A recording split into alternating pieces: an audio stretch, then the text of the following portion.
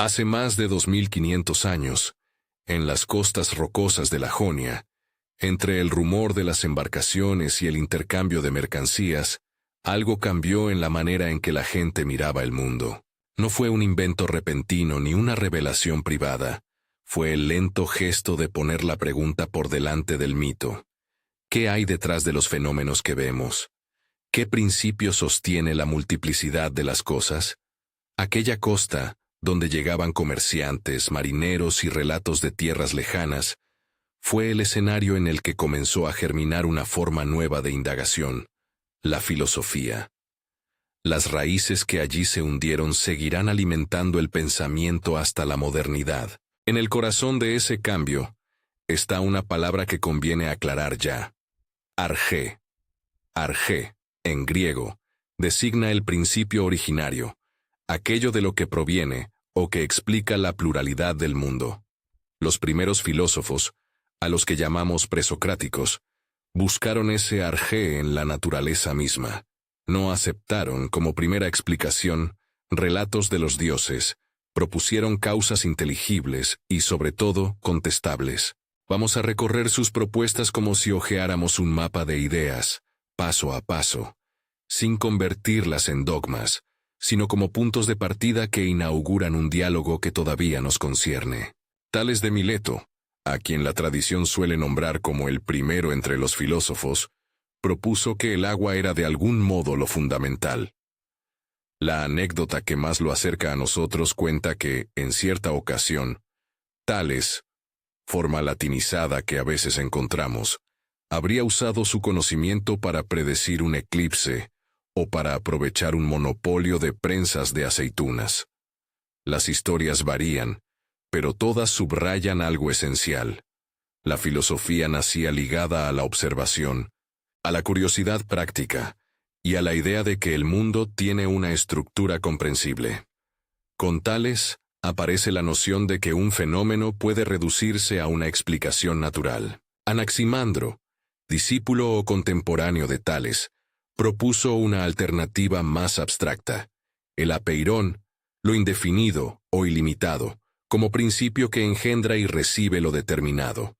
El apeirón no es un elemento sensible, sino una fuente que sostiene el devenir. Anaximandro también trabajó con mapas y cosmografías rudimentarias, y se le atribuyen reflexiones sobre la forma de la Tierra y sobre los ciclos naturales. Su pensamiento abre un lugar para pensar no solo el qué, sino el cómo del cambio. Anaxímenes, otra figura de Mileto, retornó a una explicación más cercana a la experiencia. El aire como principio. Para él, las transformaciones naturales dependen de condensaciones y rarefacciones del aire. Estas propuestas, agua, apeirón, aire, muestran algo práctico y a la vez revolucionario. El intento de identificar una causa única o primigenia sin recurrir al mundo divino como explicación primaria. Casi al mismo tiempo y en otra tonalidad, aparece Pitágoras, cuya escuela combinó matemáticas, vida comunitaria y creencias místicas. Pitágoras y los pitagóricos atribuían una importancia central a los números. La armonía del cosmos puede entenderse en términos matemáticos. Aquí nace la intuición de que la estructura numérica no es solo útil para el cálculo, sino que revela relaciones profundas. La música y la arquitectura ofrecen analogías para pensar el orden universal. En torno a Pitágoras, surgieron tradiciones de disciplina y secreto, y también relatos, como la famosa prohibición de comer habas, que hablan de una vida filosófica que no se disuelve en lo exclusivamente teórico. Heráclito de Éfeso introdujo una de las imágenes más perdurables. Todo fluye. Su frase sobre no poder bañarse 2 veces en el mismo río resume una intuición acerca del cambio constante. Para Heráclito, el conflicto y la tensión son motores de la realidad. El logos, otra palabra clave que conviene definir la primera vez que aparece. Logos es, en este contexto, la razón o el orden racional que subyace en las cosas, articula el movimiento del mundo. Su estilo aforístico y enigmático contrasta con el razonamiento sistemático de otros presocráticos, pero su insistencia en el devenir marca un problema filosófico central. ¿Cómo explicar la persistencia frente al cambio? Parménides, por el contrario, plantea la permanencia radical. En su poema filosófico distingue entre la vía de la verdad y la vía de la opinión. Según Parménides, el ser es. El no ser no puede pensarse ni hablarse. Esa afirmación relativamente simple enuncia una dificultad profunda. Si todo cambia, ¿qué garantiza la identidad de las cosas? Parménides obliga a los pensadores posteriores a esclarecer las nociones de ser, de apariencia y de verdad. El choque entre la lógica de Heráclito y la lógica de Parménides es ya un conflicto fundacional. El problema de la identidad y el cambio atraviesa la historia de la filosofía. Surge entonces la figura de Empédocles que, en cierto modo, intenta conciliar. Propone 4 raíces: tierra, agua, aire, fuego, que, combinadas por fuerzas de atracción y repulsión, el amor y el odio, en su terminología, generan la pluralidad. Allí reaparece un recurso antiguo: elementos sensibles, pero articulado en una anatomía teórica que anticipa explicaciones más complejas. Anaxágoras introduce otra categoría decisiva: el nous, la mente ordenadora, como principio que organiza la materia.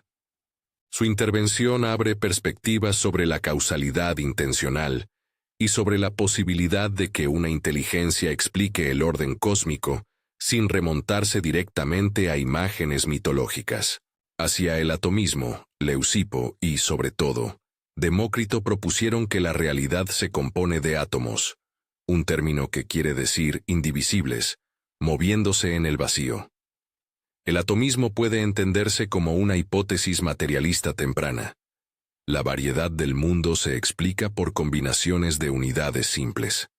No hay en ella apelación necesaria a lo sobrenatural. Hay una voluntad de explicar la pluralidad por complejidad combinatoria. Átomo no es aún el concepto moderno de la física, pero la intuición es notable. Pensar la multiplicidad como resultado de cambios y recombinaciones de partes mínimas. Entre estas propuestas se cuelan también figuras menos sistemáticas pero muy influyentes. Los sofistas, que enseñaban retórica y sabiduría práctica en las polis griegas, y que problematizaban el conocimiento y la verdad en clave social. Sus críticas contribuyeron a que la filosofía se viera como cuestionamiento de la opinión común y de las normas. La polis, la ciudad, funciona aquí como escenario clave. El ágora, la escuela, la asamblea, no son meros telones de fondo, sino espacios donde se dirime quién puede hablar, qué cuenta como argumentación y cómo se decide lo público. La filosofía griega, desde sus orígenes, está profundamente ligada a la vida de la ciudad y a sus tensiones políticas. Un rasgo importante en este primer capítulo es la mixtura entre innovación teórica y práctica cotidiana. Los presocráticos no estaban desconectados de la tecnología, de la navegación o del comercio. Su interés por las causas naturales convivía con preocupaciones por la previsión, la agricultura, la vida comunitaria. Tampoco podemos olvidar que el pensamiento jónico recibió ecos de otras tradiciones. Los intercambios con Mesopotamia y Egipto, así como las rutas comerciales que atravesaban el Mediterráneo, introdujeron conocimientos astronómicos, matemáticos y cosmológicos que alimentaron a los filósofos. Decir raíces no significa trazar un linaje limpio, significa entender una red de contactos, apropiaciones y transformaciones. Al terminar este recorrido por los presocráticos, surge una pregunta que enuncia un cambio de fase. ¿Cómo pasar de explicaciones naturales y cosmológicas a una reflexión centrada en el hombre, la ética y la polis? La respuesta, en la historia occidental, está ligada a un nombre que transformó la orientación de la filosofía: Sócrates.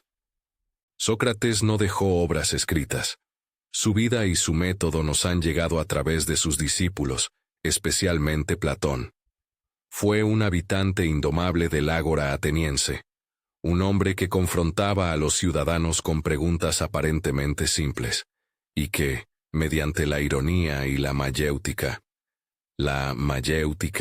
es el procedimiento socrático de ayudar a la conversación a generar conocimiento mediante preguntas, obligaba a clarificar convicciones tomadas como evidentes. No buscaba explicar la naturaleza con teorías cosmológicas. Su interés era otro: el buen vivir, la virtud y la claridad moral. ¿Qué significa ser justo? ¿Qué es la prudencia? ¿Cuál es la medida de una vida bien vivida? La peripecia socrática volvió el foco hacia el lenguaje, la argumentación y el examen de la vida propia. La figura de Sócrates alcanza su clímax trágico en su juicio y condena a muerte en 399 a.C., según el relato platónico. Acusado de corromper a la juventud y de impiedad, eligió no huir cuando se le ofreció la oportunidad. Prefirió enfrentar la pena. Su muerte se transformó en un símbolo: la integridad intelectual frente a la presión social y política. Pero la importancia de Sócrates no reside solo en el gesto heroico.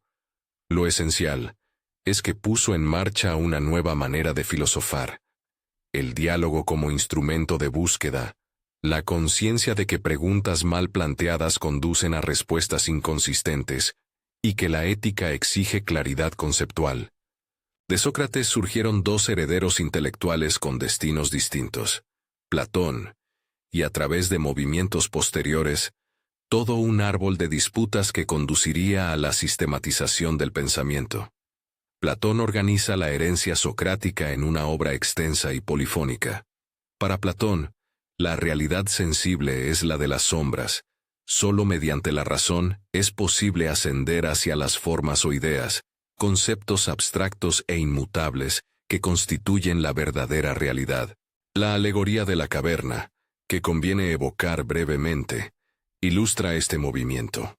Prisioneros encadenados confunden sombras proyectadas en la pared con la realidad. Quien sale y contempla la luz del sol, descubre que las sombras no son más que copias. La educación, para Platón, es el ascenso por una escala de cognición que conduce a la forma del bien, la suprema idea que otorga coherencia a las demás. La obra de Platón no es solo metafísica, es política y ética. En la República, Platón imagina una ciudad justa y discute la naturaleza de la justicia, la organización social y el papel del filósofo gobernante. Sus diálogos muestran una confianza optimista en la capacidad de la razón para ordenar la vida humana, pero también una tensión. Si el conocimiento verdadero está reservado a unos pocos, ¿qué legitimidad tiene su aplicación política? Muchas de las preguntas que plantea Platón resuenan todavía: la relación entre saber y poder, entre verdad y autoridad. Mientras Platón eleva la abstracción, ya se siente la respuesta de quienes insistirán en el valor de la experiencia y la observación. Surge entonces un nodo decisivo que estructurará el siguiente gran desplazamiento. ¿La verdad reside en las esencias inmutables o en la investigación sobre los seres particulares?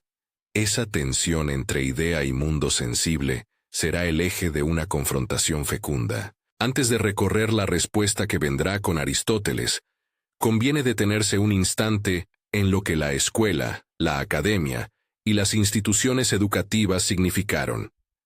La fundación de la academia por Platón, y más tarde, la del liceo por Aristóteles, marcan la institucionalización del saber filosófico. No se trata ya de discusiones casuales en el mercado, sino de lugares donde las preguntas se vuelven disciplina, donde se enseñan técnicas de argumentación, lógica y observación. Las instituciones crean tradición y con ella, reglas de transmisión. ¿Qué se enseña? ¿Cómo se interpreta el pasado? ¿Y qué preguntas quedan fuera del canon? La transición hacia el pensamiento aristotélico, hacia una filosofía que toma la experiencia como punto de partida, puede imaginarse como el paso de una vista cenital sobre las formas a un interés por el detalle. Aristóteles, que fue discípulo en la academia antes de fundar su propia escuela, el liceo, recoge tanto la exigencia de rigor conceptual como una pasión por la clasificación, la biología y la observación. Propone las 4 causas: material, formal, eficiente y final, para explicar por qué las cosas son como son. Esa teoría de las causas no anula la abstracción platónica. La incorpora de modo distinto. La forma, la causa formal, se piensa en relación con la materia y con fines concretos. La filosofía aristotélica abre el camino a una manera de pensar que dialogará largamente con la ciencia, la descripción minuciosa, la clasificación y el propósito como categoría explicativa. Si seguimos la línea cronológica que nos traza el título, desde los antiguos griegos a la modernidad, resulta evidente que el paso desde las costas jónicas hasta la Atenas clásica no es un simple avance técnico. Es una reorientación de las preguntas y de los métodos. Los presocráticos nos legaron la idea de buscar causas naturales. Sócrates nos enseñó a interrogar la vida moral. Platón sugirió que la verdad tiene una dimensión que trasciende lo visible. Aristóteles equilibró abstracción y observación. Hasta aquí, las raíces se bifurcan y se entrelazan. En este punto conviene reparar en 2 dimensiones que no deben perderse de vista. La primera es la convivencia entre filosofía y política. La filosofía griega se desarrolla en la ciudad-estado, y la discusión sobre cómo vivir, gobernar y educar resume sus inquietudes. La segunda es la relación con tradiciones externas. Los contactos helenísticos más adelante mostrarán cómo el pensamiento griego no permaneció aislado, sino que se transformó en diálogo con culturas de Asia Menor, Egipto, y más tarde, con las tradiciones semíticas y persas. La historia de las ideas es, por eso, también la historia de los intercambios. Al terminar este bloque cronológico, la escena se vuelve más compleja. La filosofía ya no es una cuestión de explicaciones naturales o de preguntas éticas aisladas. Se ha convertido en un tejido de escuelas, métodos y litigios conceptuales. Las preguntas se multiplican. ¿Qué método es más fiable? ¿La búsqueda de las formas o la indagación empírica? La virtud es una ciencia. ¿Puede la razón solitaria comprender el buen vivir? Y con estas dudas en el horizonte, el pensamiento griego entra en su siguiente gran fase, la época helenística y la circulación del saber a través del mundo mediterráneo. Pero antes de seguir ese camino conviene hacer una pausa y mirar atrás. Desde la costa jónica hasta la Atenas de los diálogos, hemos visto cómo la filosofía se instituye como disciplina. Hemos conocido a quienes propusieron Argés, a quienes pusieron la virtud en el centro, a quienes imaginaron mundos de ideas. El legado es una caja de herramientas conceptuales: argé, logos, apeirón, atomos, mayéutica, formas, causas. Estas herramientas serán reutilizadas, criticadas y transformadas en los siglos siguientes. La pregunta decisiva ahora es: ¿cómo estas tradiciones se adaptan cuando la polis deja de ser el único marco vital? ¿Cómo cambian cuando la cultura se expande? Cuando imperios y bibliotecas entran en escena, y cuando la filosofía se encuentra con religiones que reclaman verdades reveladas. El tránsito hacia la época helenística no es simplemente cronológico, es una mudanza cultural. El espacio público ateniense se diluye en un Mediterráneo interconectado por ciudades como Alejandría, centros de saber y traducción que reconfigurarán las líneas de transmisión. En ese nuevo mapa, la filosofía intensificará su preocupación por la vida práctica, la ética, y al mismo tiempo se diversificará, dando lugar a escuelas dedicadas a la serenidad interior, al placer moderado o a la duda metódica. Los personajes cambiarán, las audiencias se ampliarán, y la filosofía comenzará a dialogar con otras formas de vida intelectual. Y aquí, en el umbral de esa transformación, se percibe la continuidad y la ruptura. Las raíces griegas siguen alimentando el pensamiento, pero el tronco que crecerá en los siglos venideros tomará decisiones distintas. ¿Cómo responderán las escuelas helenísticas al legado de Platón y Aristóteles? ¿Qué lugar ocuparán la ética y la felicidad cuando la polis pierde centralidad? ¿Qué efectos tendrá la difusión de textos en centros cosmopolitas como Alejandría? Estas preguntas anuncian una siguiente etapa cuya trama despliega respuestas tan variadas como iluminadoras. En ese mapa ampliado del Mediterráneo, la filosofía toma nuevas formas. Las ciudades que surgieron tras las conquistas y la expansión helenística, Alejandría, Pérgamo, Antioquía y otras, no replican exactamente la experiencia de la polis ateniense. Son espacios multiculturales donde conviven tradiciones y donde la preocupación por la vida práctica gana protagonismo. Las escuelas que emergen en este periodo responden a preguntas distintas. ¿Cómo vivir bien cuando la ciudad-estado ya no es el centro de sentido? ¿Cómo mantener la serenidad frente a la inestabilidad política y la movilidad social? Las respuestas serán variadas y tendrán un impacto duradero en la ética occidental. Epicuro fundó una comunidad que ofrecía una alternativa centrada en el placer entendido como ausencia de perturbación, ataraxia, y en la amistad. Para Epicuro, la filosofía debía ayudar a eliminar miedos innecesarios, entre ellos, el terror a los dioses y a la muerte, mediante una comprensión racional del mundo y del deseo. Su jardín, la comunidad donde enseñaba, era también un modo de vida, filosofía como terapia colectiva. Una anécdota ilustrativa es la insistencia epicúrea en que los dioses, si existen, no son agentes que intervienen en la historia humana. Su existencia no debe alterar nuestra búsqueda de tranquilidad. Casi en paralelo, el estoicismo ofrece una alternativa más austera. Fundado por Zenón de Sitio y desarrollado por figuras como Epicteto, Séneca y Marco Aurelio, el estoicismo enseña que la virtud es suficiente para la felicidad y que hay que cultivar la independencia interior frente a lo que escapa a nuestro control. Marco Aurelio, emperador filósofo, dejó en sus meditaciones una voz íntima que aún conmueve por su sencillez. La práctica filosófica es hereje en lo práctico tanto como en lo teórico. Una disciplina cotidiana para mantener la perspectiva en medio de responsabilidades abrumadoras. La imagen de Epicteto, esclavo liberado que enseñó sobre la libertad interior, subraya cómo la filosofía helenística ancló su autoridad en ejemplos de vida. El cinismo, representado por Diógenes de Sinope, volvió la mirada hacia la frugalidad y la crítica radical de las convenciones sociales.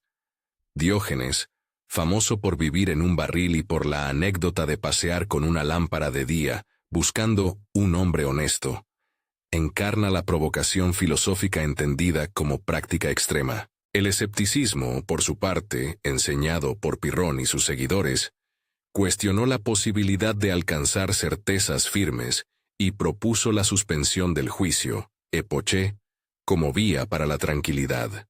Mientras tanto, la expansión de las ciudades helenísticas y la creación de centros culturales como la Biblioteca de Alejandría favorecieron tanto la conservación como la circulación del saber. La biblioteca, compleja en su historia y objeto de mitos sobre su destrucción, funcionó como un nodo de traducción, copia y estudio. En sus jardines y salas se compilaron textos de poetas, científicos y filósofos que más tarde resultarían decisivos para la herencia intelectual de Occidente. Alejandría simboliza, en este sentido, el paso de un modelo de saber ligado a la polis a un modelo cosmopolita y erudito. La romanización del mundo mediterráneo introdujo otra transformación. La filosofía se hizo también práctica en contextos de poder imperial.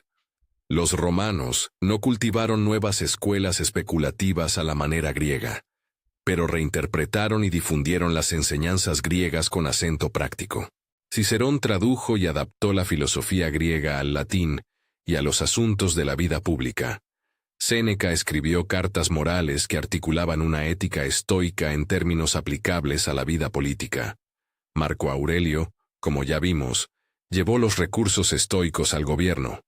El caso de los epicúreos tuvo también lectores romanos que lo transformaron en una manera de arte de vivir. El resultado fue que la filosofía, más que escuela cerrada, se volvió repertorio de modelos de conducta para una élite diversa. Con la difusión del cristianismo y el posterior establecimiento del Imperio Romano Cristiano, la filosofía entra en diálogo con la religión revelada.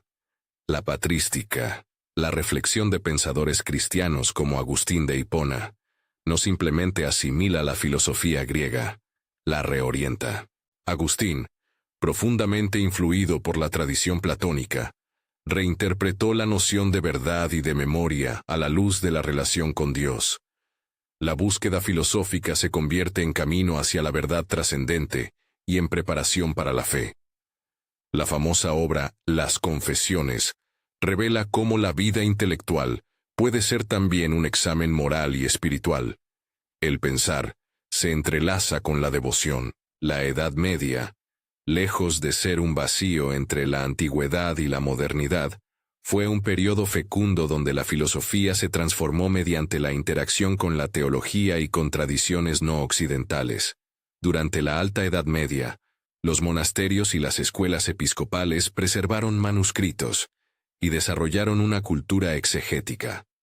Figuras como Boecio y posteriormente los escolásticos pusieron las bases de una reflexión que integraba lógica, metafísica y teología. La escolástica no fue un sistema monolítico, fue un conjunto de métodos, comentario de autoridades, disputatio, síntesis conceptual, que buscaba armonizar la revelación con la razón.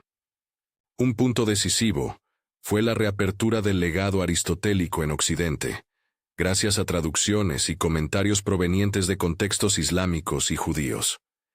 En el mundo islámico medieval, pensadores como Avicena, Ibn Sina y Averroes, Ibn Rushd, desarrollaron sofisticadas interpretaciones de Aristóteles, combinándolas con teología islámica y medicina. Avicena, con su síntesis de filosofía y medicina, y Averroes, con sus comentarios que trataban de hacer compatible la razón con la fe, influyeron profundamente en la escolástica occidental.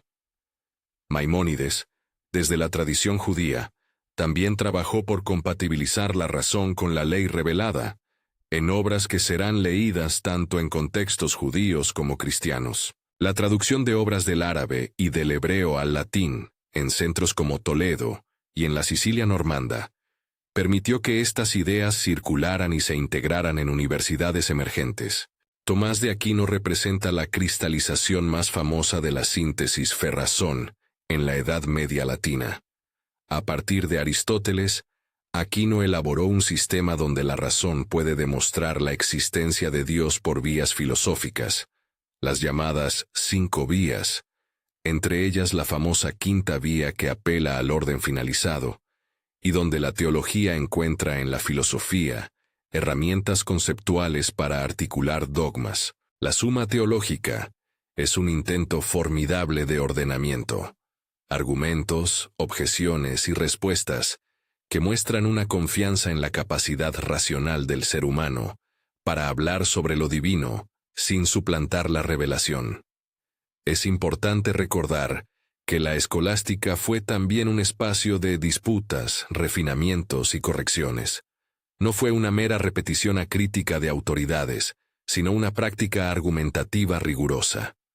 Con el Renacimiento, la recuperación de textos clásicos, el humanismo y la invención de la imprenta transformaron los modos de circulación del saber. Petrarca y otros humanistas rescataron manuscritos latinos y griegos, defendiendo un retorno a las fuentes, ad fontes, que implicó tanto una renovación literaria como una reevaluación de la autoridad. La imprenta de Gutenberg multiplicó la disponibilidad de textos y permitió una difusión masiva de ideas. Este nuevo panorama intelectual acompañó y alimentó cambios culturales. El énfasis en la dignidad humana, la valorización de las capacidades creativas y una crítica a las lecturas meramente escolásticas. En las letras y ciencias del Renacimiento surgieron también tensiones profundas. Nicolás Copérnico propuso un modelo heliocéntrico que desplazó el centro del cosmos. La Tierra deja de ser el eje absoluto. Su obra generó resistencias y debates que culminaron en el conflicto de Giordano Bruno con las autoridades eclesiásticas. Un episodio trágico que ilustra la fricción entre cosmologías emergentes y estructuras de poder. Bruno pagó con su vida por posturas que desafiaron tanto dogmas cosmológicos como religiosos. Su memoria se convirtió en símbolo de la libertad de pensamiento para algunos y en ejemplo de los riesgos de la heterodoxia para otros. La fricción entre autoridad y autonomía se extiende también a la política. Maquiavelo escribió El Príncipe, obra que descompone la moral tradicional del poder y propone una reflexión realista sobre la eficacia política. La modernidad política comienza a pensarse separada de la teología moral tradicional. La obra de Maquiavelo no es un manual de inmoralidad, sino un análisis crudo de las condiciones de estabilidad y poder. Su lectura desencadenará debates sobre ética política que llegarán hasta la modernidad. La revolución científica consolida una transformación metodológica. La naturaleza se convierte en objeto de medición matemática y experimentación. Galileo Galilei, con su telescopio, observó lunas de Júpiter, fases de Venus y montañas en la Luna. Sus hallazgos desafiaron la cosmología aristotélica y pusieron en cuestión la interpretación literal de ciertos textos tradicionales. Galileo defendió la idea de que los libros de la naturaleza están escritos en lenguaje geométrico. Esa metáfora subraya la nueva confianza en las matemáticas como llave para entender la realidad. Su proceso y condena es, otra vez, un episodio que revela la tensión entre instituciones establecidas y nuevas maneras de indagar. René Descartes replanteó el fundamento del conocimiento mediante la duda metódica. Al cuestionarlo todo, encontró un punto de certeza, el cogito, ergo sum, pienso, luego existo, que serviría como base para reconstruir el saber. Descartes también contribuyó al dualismo mente-cuerpo, la mente como res cogitans y el cuerpo como res extensa, dos sustancias que requieren una explicación de su relación. Esta separación influirá poderosamente en la filosofía moderna y en la emergencia de la ciencia moderna, donde la objetivación de la naturaleza y la subjetividad del sujeto tendrán destinos teóricos complejos. Isaac Newton, con sus leyes del movimiento y la gravitación universal, consolidó una imagen newtoniana del cosmos como máquina regida por leyes matemáticas universales. La maquinaria newtoniana ofrecía una predictibilidad antes impensada y colocó la física en el centro de la explicación natural. Su obra transformó la relación entre teoría y observación, otorgando un estatus privilegiado a la formulación matemática de la naturaleza. En paralelo a estos desarrollos científicos, la filosofía política y moral se reconfiguró. Francis Bacon propuso un programa inductivo para la ciencia, defendiendo la observación y la experimentación sistemática frente a la simple deducción a partir de principios. John Locke, desde el empirismo británico, elevó la experiencia como origen del conocimiento y articuló una teoría política basada en derechos naturales y contrato social. La idea de tolerancia y los fundamentos del liberalismo moderno tienen en Locke una fuente influyente. El empirismo, sin embargo, encontró en David Hume una crítica severa. Hume puso en cuestión la noción de causalidad como algo que no puede demostrarse a partir de la experiencia, lo que abrió un problema epistemológico de gran alcance. La Ilustración fue un movimiento intelectual más amplio que celebró la razón crítica, la autonomía del pensamiento y la idea de progreso. La Enciclopedia Francesa, dirigida por Diderot y d'Alembert, simbolizó el intento de compilar y difundir el saber de manera secular y crítica. Montesquieu propuso la separación de poderes como principio para evitar la tiranía. Rousseau cuestionó la legitimidad del poder y propuso nociones de voluntad general que influirán en la teoría política moderna. Estas ideas no fueron inocuas.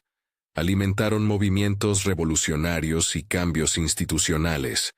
La Revolución Francesa, la independencia norteamericana, que transformaron la vida política y social. Pero la Ilustración también mostró límites. La confianza ilimitada en la razón no impidió que las sociedades enfrentaran violencia y desigualdad. La síntesis crítica llegó de manera singular con Immanuel Kant. Frontalmente afectado por el escepticismo de Hume, Kant buscó una vía intermedia. La filosofía debía reconocer las condiciones que hacen posible el conocimiento. Su Crítica de la razón pura introduce el término idealismo trascendental. Las estructuras de la mente condicionan la experiencia. No conocemos la cosa en sí, no humano, sino los fenómenos según nuestras formas de intuición y categorías.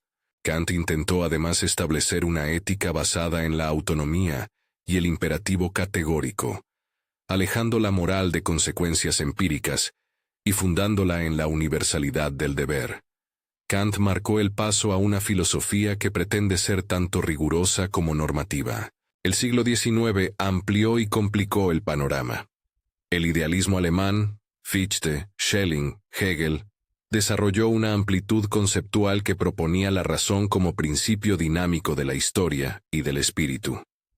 Hegel articuló una dialéctica en la que las contradicciones impulsan el desarrollo de las ideas y de las culturas. Su filosofía de la historia intentó mostrar la razón manifestándose en instituciones concretas. La grandeza de Hegel fue también su ambición, entender el devenir de la libertad humana a través de etapas conceptuales, pero esa grandeza provocó críticas. Karl Marx, por un lado, leyó y transformó el hegelianismo, desplazando la dialéctica del terreno ideal hacia el material. Para Marx, las condiciones materiales de vida, las relaciones de producción y la lucha de clases son motores históricos. La filosofía se vuelve herramienta para entender y transformar estructuras sociales. Por otro lado, Schopenhauer y Kierkegaard reaccionaron desde perspectivas existenciales y pesimistas. Schopenhauer centró la atención en la voluntad irracional como núcleo de la vida humana. Kierkegaard enfatizó la subjetividad, la fe y la angustia individual frente a sistemas filosóficos que prometen totalidad. La teoría darwiniana de la evolución introdujo otro elemento perturbador. Si las especies, incluido el ser humano, son producto de procesos naturales sin diseño finalista, entonces la posición central del ser humano, en la cosmovisión tradicional, se resquebraja. Las implicaciones filosóficas de Darwin no se limitaron a la biología, afectaron ética, antropología y teorías sociales, provocando debates sobre determinismo, teleología y la posibilidad de fundamentos universales para la moral. El siglo XIX vio también el desarrollo del utilitarismo. Jeremy Bentham, John Stuart Mill, que propuso una ética basada en la maximización de la felicidad como criterio práctico para la acción pública. Esa aproximación realzó la medición de consecuencias en la política y en la reforma social, contribuyendo al debate sobre los fines de la acción colectiva. Al entrar en el siglo XX, la filosofía se fragmenta y se diversifica con una intensidad sin precedentes. Surgen corrientes que ponen el acento en la experiencia, en el lenguaje, en el análisis lógico o en la interpretación histórica de las prácticas humanas. La fenomenología de Edmund Husserl busca reiniciar la filosofía, volviendo a la descripción rigurosa de la experiencia vivida. Su método inspira luego a pensadores como Heidegger, que transforma la pregunta hacia la existencia humana y el ser en el mundo. La hermenéutica, en voces como Gadamer, insiste en la interpretación y en la historicidad de la comprensión. En el mundo anglosajón, la filosofía analítica se consolida con figuras como Frege, Russell y Wittgenstein. Aquí el énfasis se pone en el lenguaje, la lógica y la claridad conceptual. Wittgenstein, en su giro posterior, mostrará que muchos problemas filosóficos surgen de malentendidos lingüísticos. Paralelamente, el pragmatismo estadounidense, con Peirce, William James y John Dewey, retoma una orientación práctica. Las ideas se evalúan por sus consecuencias efectivas en la experiencia humana. El siglo XX también ve el surgimiento de filosofías críticas y políticas que interrogan el saber como forma de poder.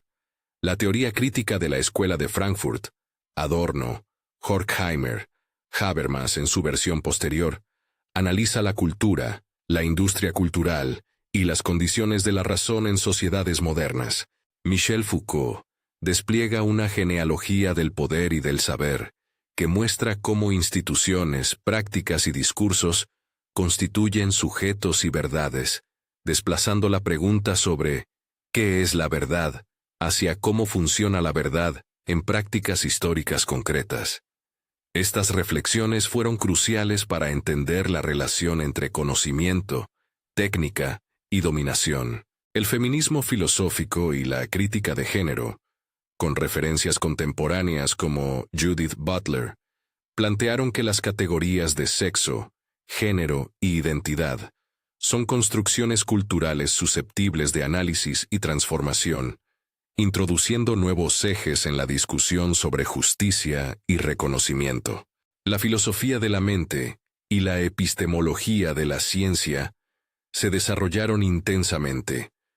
La explosión de la informática, la neurociencia y los estudios sobre la cognición pusieron en primer plano preguntas sobre la conciencia, la naturaleza del conocimiento y los límites del individualismo cognitivo. En la segunda mitad del siglo XX, el estructuralismo y el postestructuralismo, con Saussure, Lévi-Strauss, Derrida y Foucault, entre sus referentes, cuestionaron las presunciones humanistas sobre la presencia plena del sujeto, y mostraron que las categorías culturales y las estructuras simbólicas moldean la experiencia humana. Al mismo tiempo, la filosofía analítica y la filosofía continental se desarrollaron en conversaciones tensas pero fecundas, abordando problemas que van desde la lógica hasta la política cultural.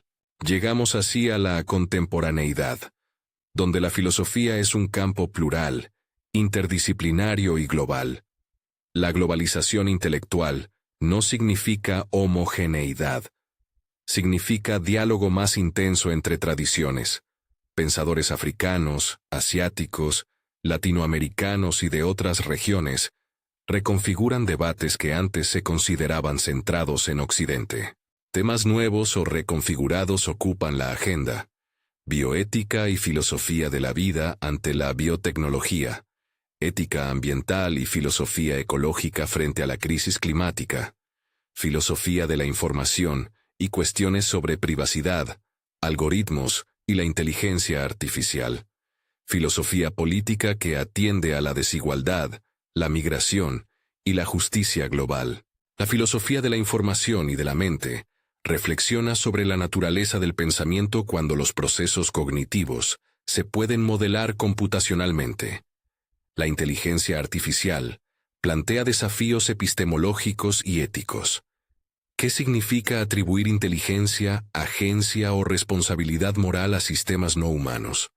La bioética, por su parte, requiere marcos filosóficos que integren autonomía, justicia y cuidado en contextos médicos, donde las decisiones tienen consecuencias vitales. Es importante subrayar que la modernidad no es un punto de llegada unitario, sino un cruce de continuidades y rupturas.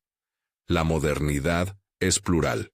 Contiene el optimismo científico y tecnológico, las esperanzas liberales de emancipación, pero también las amenazas que emergen de la técnica sin límites. Guerras de masas, opresión totalitaria, crisis ecológica. La filosofía moderna ha sido tanto instrumento de emancipación como de crítica. Ha ayudado a construir el lenguaje de derechos humanos y del Estado de Derecho, y a la vez a denunciar sus límites.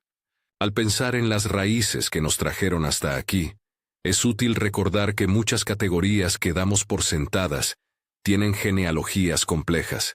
La idea de individuo, la noción de ciencia, la distinción entre razón y fe, las formas de autoridad política. Todas estas categorías crecieron a partir de debates antiguos y fueron transformadas por condiciones sociales concretas. Comercio, imperios, invención tecnológica, traducciones, instituciones educativas y movimientos religiosos. La filosofía ha sido a la vez producto de estas condiciones y fuerza para repensarlas. ¿Qué nos enseñan entonces las raíces de la filosofía? Primero, que la filosofía es una práctica de preguntas, no de respuestas definitivas. Los presocráticos nos legaron el gesto de preguntar por principios. Sócrates nos legó la práctica del diálogo. Platón y Aristóteles nos legaron herramientas conceptuales y modelos institucionales. Las escuelas helenísticas nos legaron maneras de vida. La Edad Media nos enseñó la convivencia entre fe y razón. El Renacimiento y la Revolución Científica nos enseñaron el poder transformador de la observación y la técnica. La Ilustración y el siglo XIX nos enseñaron la fuerza de las grandes críticas normativas. El siglo XX nos mostró los límites de los relatos unificados y la riqueza de la pluralidad interpretativa. Esa cadena de herencias no es lineal ni limpia. Es una red de continuidades, apropiaciones y rupturas. Segundo, que la filosofía sigue siendo relevante porque habilita una forma particular de atención crítica. Enseña a distinguir argumentos de meras opiniones, a sostener dudas razonadas, a examinar supuestos y a pensar las consecuencias de las acciones. En tiempos de información masiva y de decisiones tecnológicas que afectan a millones, la capacidad de formular preguntas bien fundadas y de sopesar valores es indispensable. Tercero, que la diversidad de corrientes filosóficas no es un defecto sino una riqueza. La pluralidad de enfoques, analítico, hermenéutico, crítico, pragmático, fenomenológico, etc., permite abordar los problemas humanos desde ángulos complementarios. No existe una única escuela que tenga la clave para todos los desafíos. La fuerza de la filosofía está en su capacidad de diálogo interdisciplinario y de autocorrección. Al mirar desde la costa jónica hasta la modernidad digital, las raíces se perciben en gesto y en técnica, en valores y en preguntas. La idea de que el mundo puede explicarse, que la vida puede ser examinada y que las instituciones pueden ser criticadas proviene de una serie de decisiones conceptuales que se fueron sedimentando a lo largo de siglos. Pero esas raíces no son patrimonio cerrado. Cada generación las replanta según sus interrogantes y sus urgencias. Si te interesa seguir esta serie y profundizar en alguno de los periodos que acabamos de trazar, suscríbete y activa las notificaciones. En los próximos episodios exploraremos con detalle cada bloque cronológico, sus figuras clave y las obras que marcaron cada etapa. Para cerrar, vuelvo a la imagen que abrió este recorrido.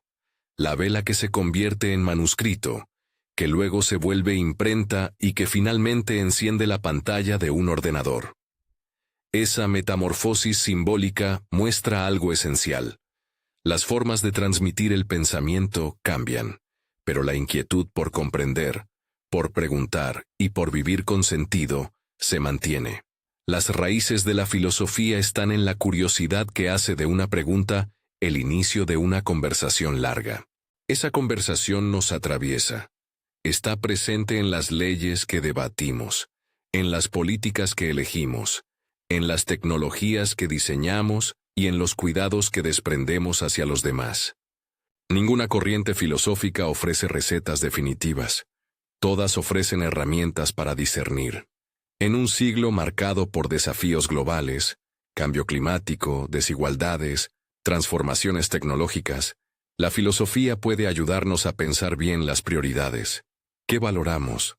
¿Cómo sopesamos riesgos y beneficios? ¿Qué concepción de la persona y de la justicia orientará nuestras decisiones? Responder a estas preguntas exige familiaridad con la tradición, pero también creatividad para imaginar alternativas. Hoy, más que nunca, las raíces que nacieron en las costas de la Jonia siguen siendo pertinentes. Nos recuerdan que pensar es una práctica social y ética, que el conocimiento exige humildad, y que el diálogo es el medio por el cual reformulamos lo que creíamos saber. Si miramos con cuidado, veremos que muchas soluciones posibles a problemas contemporáneos emergen de la interacción entre perspectivas, ciencia y filosofía, ética y política, cuidado local y solidaridad global. En la descripción del video, encontrarás una lista de lecturas recomendadas y enlaces a episodios individualizados sobre los presocráticos, la Atenas clásica, el helenismo, la escolástica medieval, el Renacimiento, la Revolución Científica, la Ilustración, el siglo XIX y las corrientes contemporáneas. Allí también está la playlist completa para quien quiera seguir el recorrido en profundidad. Las raíces de la filosofía no son reliquias, son herramientas que podemos cultivar. Volver a ellas no es dar un paso atrás, sino ganar recursos para afrontar preguntas nuevas. Que este recorrido te inspire a leer un texto antiguo con ojos de hoy, a discutir una idea difícil con alguien cercano, a sospechar de las respuestas simples y a disfrutar del ejercicio constante de preguntar.